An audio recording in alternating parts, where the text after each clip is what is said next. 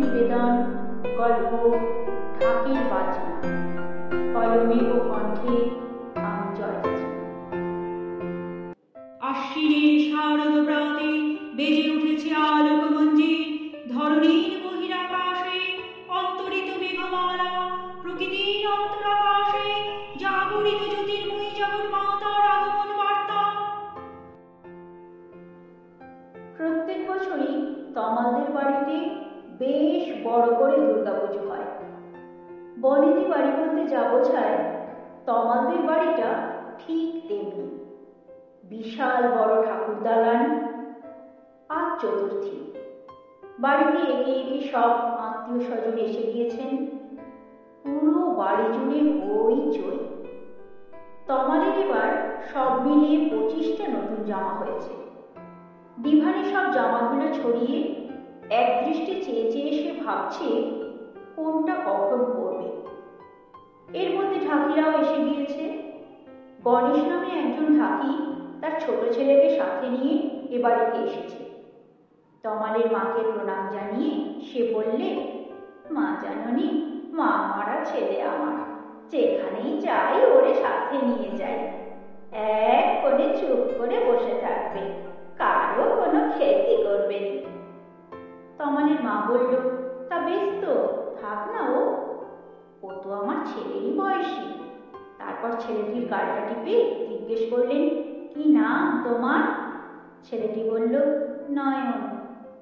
নয়নের চোখ দুটো মায়া ভরা, গায়ে শতছিন্ন একটা ঢোলা জামা।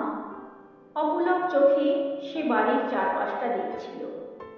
তমালের মা লুচি আর আলুর দম দিয়ে গেলেন। ও চুপচাপ দালানে বসে খেতে লাগল। তমালের মা তমালকে বললেন, তোর তো অনেকগুলো পুজোর নতুন জামা হয়েছে, তার থেকে দুটো জামা নয়নকে দিয়ে আয় না, বেচারার জামাটা ছেঁড়া। তমাল ভীষণ অহংকারী এবং জেদি ছেলে, সে নয়নকে তার কোনো জামা দিতে পারবে না জানিয়ে দিল।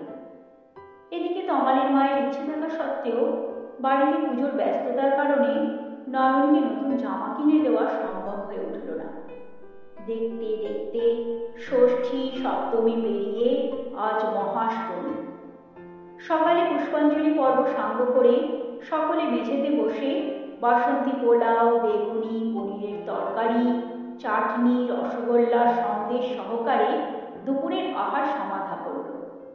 তমাল কিছুতেই নয়নকে ওর পাশে বসতে দিল না। কি যেন রাগ ওর উপর। তার উপর যত দেখছে ওর মা নয়নের সঙ্গে মিষ্টি করে হেসে কথা বলছে, ততই যেন ওর রাগ তীব্রতর হচ্ছে। তমালের মা নয়নকে আলাদা জায়গায় বসিয়ে পুজোর মহাভোগ নিজের হাতে খাইয়ে দিলেন। আহারে, বেচারার মা নেই। কোথাও যেন নয়নকে যতই দেখছেন তাঁর অন্তরে মাতৃস্নেহ যাচ্ছে। এক অদ্ভুত মায়া তৈরি হচ্ছে। বিকেলের দিকে আকাশ ঘোর অন্ধকার হয়ে এলো, কিন্তু তমাল বায়না ধরল আজ সে বাইরের অন্যান্য পুজো মণ্ডপে ঠাকুর দেখবে। সেই মতো সন্ধ্যের দিকে পুজোর নতুন জামা পরে তমাল এবং বাড়ির কয়েকজন মিলে ঠাকুর দেখতে বেরিয়ে পড়ল। পথে ঝমঝম করে বৃষ্টি, কিছুতেই থামছে না। এদিকে রাত বাড়তে লাগলো। অনেক রাতে সকলে যখন ফিরল যেন ভেজা কাক। রাতে তমালের অসম্ভব জ্বর এলো, গা যেন পুড়ে যাচ্ছে। নয়ন গুটি গুটি পায়ে এগিয়ে এসে তমালের রুমের দরজার সামনে দাঁড়িয়ে বোঝার চেষ্টা করল। তারপর তমালের মাকে বলল, আমি দাদার কাছে থেকে রাত জাগবো আর জলপট্টি দেব, তোমরা চিন্তা করো না, দাদা ঠিক হয়ে যাবে। দশমীর দিন সকালে তমালের প্রচন্ড ঘাম দিতে থাকলো। আস্তে আস্তে জ্বর ছাড়ল।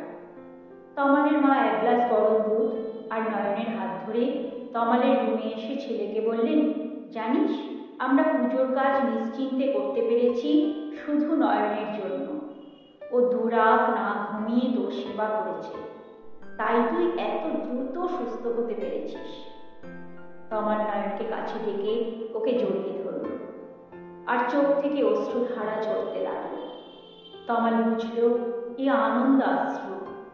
আজ আর নয়নের প্রতি অন্তরে কোনো হিংসা দেশ নেই, অপার মুগ্ধতা বিরাজ করছে। তমাল আলমারি থেকে থেকে দুটো নতুন জামা বের করে নয়নের হাতে দিয়ে বলল, বিজয়া দশমীর প্রীতি উপহার, পারলে আমায় মাফ করিস ভাই। বলেই তমাল আবার ঝরঝর করে কেঁদে ফেলল। নয়ন তার ছোট্ট হাত দিয়ে তমালের চোখ মুছিয়ে দিতে লাগল।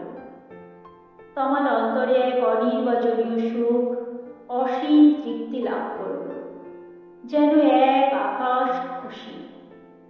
ঠিক সেই সময় ঢাক বেজে উঠল, কিন্তু আজ আর তমালের কানে বিসর্জনের বাজনার সুরটা করুণ লাগল না।